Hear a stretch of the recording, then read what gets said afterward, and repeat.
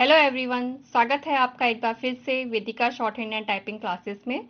आज मैं आप लोगों के लिए थर्ड डिक्टेशन लेकर आई हूँ और उम्मीद करती हूँ कि आप लोगों ने प्रैक्टिस कर ली होगी, तो आज आप लोग शायद बेटर लिख सकें। तो चलिए स्टार्ट करते हैं। आप लोग अपनी कॉपी पेन पेंसिल निकाल लीजिए और रेडी हो जाइए, फिर मैं स्टार्ट करूँगी। रेडी। हाल में हुए 5 राज्यों के चुनावों में कांग्रेस ने अपनी पराजय के कारणों पर गौर करने के बाद यह पाया कि गुटबाजी और गठबंधन उस पर भारी पड़े।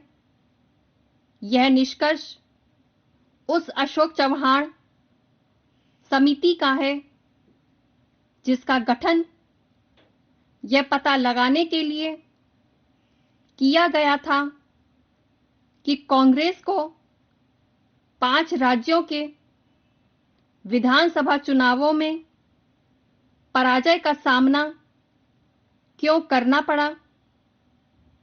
देखना है कि इस समिति की रपट को सार्वजनिक किया जाता है या नहीं, क्योंकि यह किसी से छिपा नहीं कि 2014 के लोकसभा चुनावों में पराजय के कारण जानने के लिए गठित ए.के. एंटनी समिति की रपट अब तक सार्वजनिक नहीं की गई और यह किसी को पता नहीं कि 2019 के लोकसभा चुनावों में हार की वजह जानने की कोई कोशिश की गई या नहीं।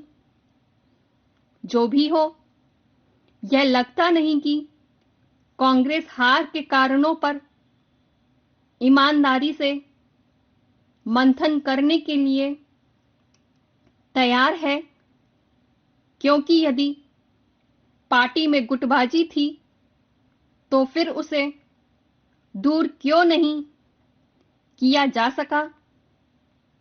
क्या कांग्रेस नेतृत्व यानी गांधी परिवार इतना सक्षम नहीं कि वह अपने नेताओं की गुटबाजी दूर ना कर सके।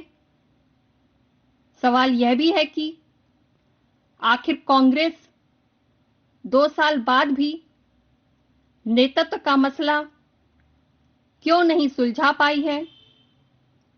क्या कारण है कि सोनिया गांधी को अंतरिम अध्यक्ष बने हुए अरसा बीत गया है और फिर भी पार्टी नए अध्यक्ष का चुनाव कराने की जरूरत नहीं समझ रही है।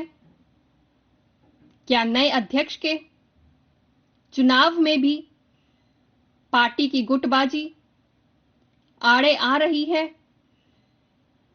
कांग्रेस नए अध्यक्ष का चुनाव करने में जिस तरह नाकाम हो रही है, उससे तो नेतृत्व की नाकामी ही रेखांकित हो रही है।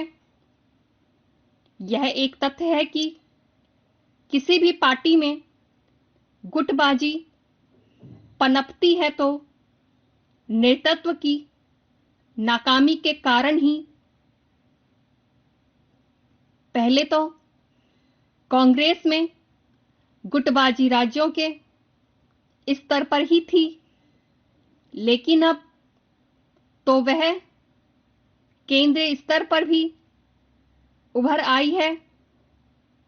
यदि असंतुष्ट कहे जाने वाले 23 नेताओं का समूह अस्तित्व में है तो नेतृत्व की कमजोरी के कारण ही। यह भी किसी से छिपा नहीं कि इस समूह के असंतोष का एक बड़ा कारण यह है कि राहुल गांधी अध्यक्ष ना होते हुए भी पर्दे के पीछे से उसी तरह काम कर रहे हैं। उनकी समस्त राजनीति ट्विटर पर आधारित है। ट्विटर के जरिए खबरों में तो बने रहा जा सकता है, लेकिन पार्टी को कोई दिशा नहीं दी जा सकती। इसी तरह वैसे बेमेल गठबंधन करके भी पार्टी को दिशा नहीं दी जा सकती, जैसे कांग्रेस ने असम, बंगाल आदि में किए। क्या ये गठबंधन कांग्रेस नेतृत्व की मर्जी के बगैर हो गए? यदि नहीं, तो फिर उनकी जिम्मेदारी कौन लेगा? अगर आपको मेरी ये आज की डिक्टेशन पसंद आई हो, लिखते बना हो, तो इसे प्लीज लाइक कीजिएगा, शेयर कीजिएगा, कमेंट करिएगा, और जिन लोगों ने सब्सक्राइब नहीं किया है तो प्लीज सब्सक्राइब कीजिएगा। आज के लिए इतना ही। नेक्स्ट वीडियो में जल्दी मिलेंगे। तब तक के लिए bye bye. Thank you. Take care.